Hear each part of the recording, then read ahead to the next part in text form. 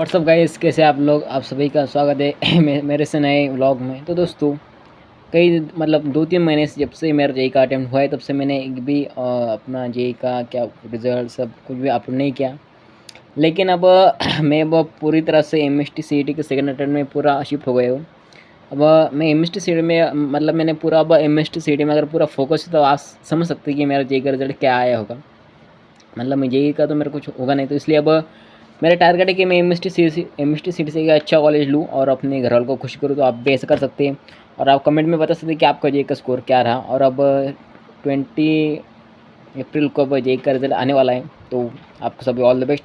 तो ये है मेरे कुछ स्ट्रैटेजी है। देखो, मेरा एमएसटी सीटी का फर्स्ट अटेम्प्ट हुआ, तो वो इतना खास नहीं गया, क्योंकि मेरे जो जेई की जो शिफ्ट थी अप्रैल की, वो थी 6।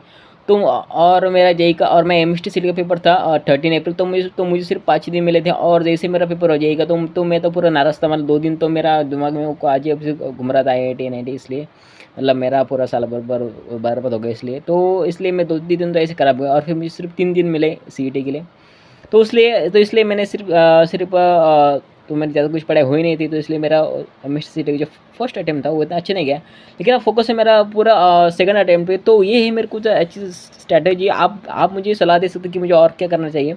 तो देखो, अब मेरी स्ट्रैटेजी ये है कि मैं एक कोई क्रैश कोर्स लूँ, या कोई एक सीरीज़ फॉलो करूँ यूट्यूब की, या फिर एक सेल्फ स्टडी करूँ।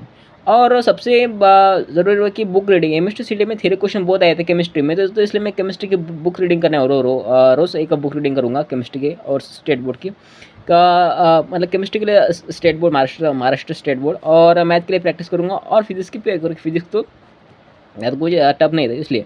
और मैंने मॉक टेस्ट तो बिल्कुल नहीं दिया था। अब 3 दिन में मैं पढ़ाई करूँगा और कितने मॉक टेस्ट दूँ, तो इसलिए मैं अब 3 मॉक टेस्ट दूंगा इन वीक में। और फिर देखते हैं, और फिर हर टेस्ट में मार्क इंक्रीज करने की कोशिश करेंगे।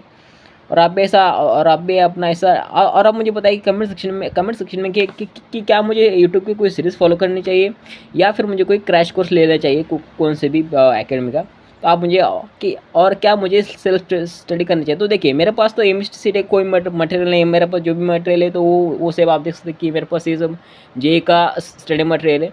तो अब एमएसटी सीटी में ज़्यादा हार्ड क्वेश्चन आते नहीं, तो ज़्यादा एनसीईआरटी की थ्योरी तो होती नहीं, तो इसलिए मैं सोच रहा हूँ कि कोई यूट्यूब को कोई सीरीज़ फॉलो करूँ, या फिर कोई क्रैश कोर्स लूँ और अपना एमएसटी सीटी का सेकंड अटेम्प्ट अच्छा दूँ। तो आप सभी के एमएसटी सीटी के फर्स्ट अटेम्प्ट के लिए, सेकंड अटेम्प्ट में सभी को ऑल द बेस्ट। मैं अगले वीडियो ज़रूर डालूँगा।